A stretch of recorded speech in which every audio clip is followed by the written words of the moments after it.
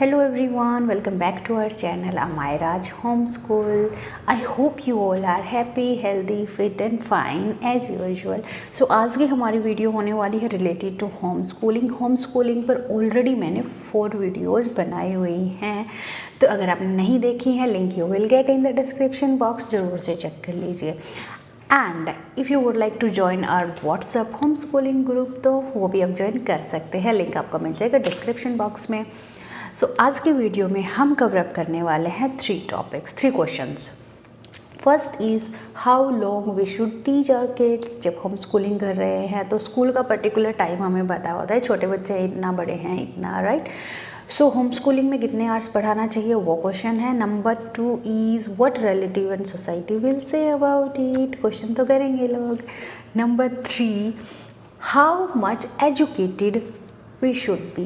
अब home schooling start कर रहे हैं तो ये क्वेश्चन भी आ सकता है, क्योंकि हर किसी का क्वालिफिकेशन है वो डिफरेंट होता है। कोई ऐसा भी है कि जो बहुत ज़्यादा एजुकेटेड है, कोई मीडियम लेवल का भी हो सकता है, 10th 12th जिसने कर रखी, कोई ऐसा भी हो सकता है जो नहीं कर पाया हो बिकॉज ऑफ एनी रीजन्स। ठीक है, तो ये 3 क्वेश्चंस आज हम कवर अप करने वाले हैं इस वीडियो में। मेरी आप लोगों से रिक्वेस्ट है कि प्लीज़ वीडियो को एंड तक देखिए एंड लाइक कीजिए, शेयर कीजिए, और अगर चैनल पर न्यू है तो सब्सक्राइब कीजिए। वीडियो को शेयर करने की रिक्वेस्ट इसलिए कर रही हूँ कि बहुत सारे पेरेंट्स ऐसे हैं जो जानना चाहते हैं अबाउट होम स्कूलिंग। बहुत सारे क्वेश्चंस होते हैं, कहीं कहीं से रीड करते हैं, लेकिन उन्हें पर्टिकुलर कोई ऐसा पर्सन नहीं मिलता है जिससे कि वो जान पाए अपने क्वेश्चंस के आंसर, या फिर वो उनसे कनेक्ट हो पाए। एक कम्युनिटी का बिल्ड होना बहुत इम्पोर्टेंट है, इसीलिए मैंने ये चैनल स्टार्ट किया है और मेरा यही मोटिव है होम स्कूलिंग सीरीज़ को भी स्टार्ट करने का।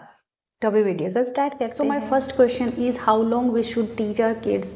तो कितने घंटे हमें अपने बच्चे को पढ़ाना चाहिए, ये क्वेश्चन का आंसर भी डिफरेंट है, क्योंकि अगर आपका बच्चा छोटा है और आपने जस्ट होम स्कूलिंग स्टार्ट की है तो आपके बच्चे के लिए 2 से 3 आवर्स इनफ हैं। उसे एक्टिविटीज़ में इंक्लूड कीजिए, तो 2 से 3 आवर्स विद ब्रेक। ठीक है, जैसे कि हम प्ले स्कूल में भी नॉर्मली यही होता है, 2 से 3 आवर्स होते हैं बच्चे के, जिसमें आना जाना, ब्रेक टाइम, काफ़ी सब कुछ हो जाता है। फिर अगर आपका बच्चा फर्स्ट स्टैंडर्ड में है तो फर्स्ट स्टैंडर्ड तक बच्चा काफ़ी चीज़ें सीख लेता है, उठना बैठना, उसे पता है कि रीडिंग करनी है, हाफ एन आवर लग रहा है, 1 आवर लग रहा है, 15 मिनट लग रहे हैं, तो यूज टू हो जाता है बच्चा स्टडी का।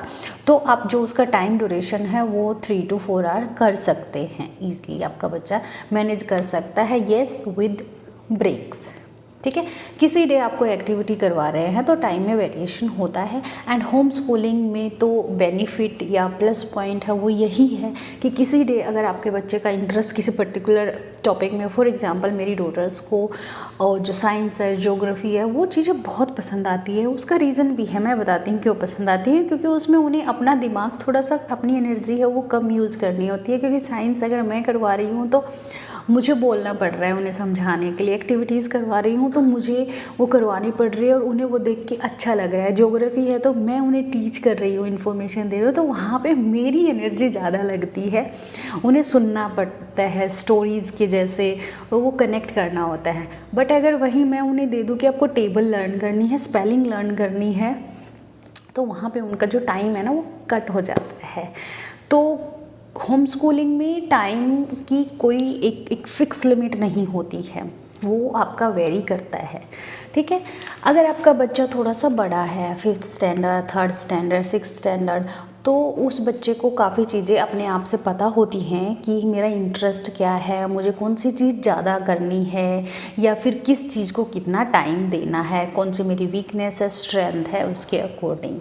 ठीक है, टाइम का एक ऐसे माइंड सेट मत कीजिए कि 5 आवर स्टडी मीन्स 5 आवर ही स्टडी। भी आप अगर होम स्कूलिंग कर रहे हैं ना तो उसमें वेरिएशन आएगी, तो परेशान मत होइए कि आज तो मैंने 5 आवर स्टडी कर ली, कल तो मैं सिर्फ 2 ईयर स्टडी कर पाए। उसी टेंशन में फिर आप क्या होगा, नेक्स्ट डे भी आपका वेस्ट चला जाएगा, या फिर कुछ अच्छा आउटपुट नहीं निकल के आएगा। नेक्स्ट जो क्वेश्चन है हमारा वो है What relative and society people will say about it। ये क्वेश्चन ऐसा है जिसका अगर आपने होम स्कूलिंग का डिसाइड किया है तो ये क्वेश्चन का आंसर आपको पता होगा। क्योंकि अगर आपके माइंड में एक डिफरेंट सोच आई है तो एक उसका आंसर भी उसके साथ ही आ जाता है, क्योंकि एक ऐसा क्वेश्चन है जो पता है कि लोग पूछेंगे ही पूछेंगे, करेंगे ही करेंगे उसको, और लोग ये क्वेश्चन करेंगे उसके दो रीज़न है। एक तो लोगों की आदत होती है दूसरों की लाइफ में ज़्यादा ताक झांक करने की, सो फॉरगेट अबाउट दैम, ठीक है। दूसरा ये कि लोग अवेयर नहीं हैं। अगर आप बोलेंगे, मेरे से पूछते हैं कि आपके बच्चे कौन सी क्लास में है, जैसे मेरी डॉटर है अमायरा, वो 4.5 हो गई है ना, तो लोगों के according she should be in the class like kindergarten, है ना, LKG UKG आप किसी में भी बोल सकते हैं, या फिर छोटी वाली है वो 3 की हो गई है तो हाँ वो नर्सरी में उसका एडमिशन होना चाहिए। लेकिन जब मैं बोलती हूँ कि मैं होम स्कूलिंग करती हूँ तो उन्हें वो समझ नहीं आता है, क्योंकि उन्हें पता नहीं है होम स्कूलिंग क्या होती है। They are not aware. तो वो जानना चाहते हैं कि अच्छा तो आप कभी स्कूल ही नहीं भेजोगे, अच्छा आप उन्हें घर पे फिर कैसे पढ़ाओगे, अच्छा बच्चे फिर सोशल कैसे होंगे, अच्छा बच्चे फिर ये डांस कैसे सीखेंगे, ये कैसे सीखेंगे, बहुत सारे क्वेश्चंस उनके मन में होते हैं। तो 2 रीज़न है, एक लोगों की आदत ख़राब होती है, दूसरा लोग अवेयर नहीं है। तो अवेयर नहीं है उनके लिए हमें वीडियो को शेयर करना है, उनके क्वेश्चंस के कुछ आंसर दे सकते हैं, कुछ उन्हें खुद से सर्च करने पड़ेंगे, और जो नंबर 1 है उन्हें हमें इग्नोर करना है, क्योंकि whatever you are doing people will say about it, people will talk about it।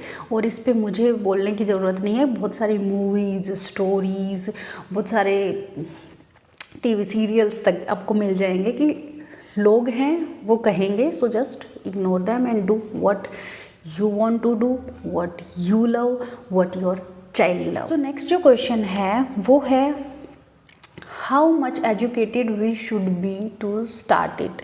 हाँ, ये एक अच्छा क्वेश्चन है। देखो पीपल, अगर विलेज वाले पीपल मैं बात करूँ तो वो बहुत एजुकेटेड नहीं होते हैं, और होते भी हैं तो काफ़ी डिफरेंसेस आते हैं।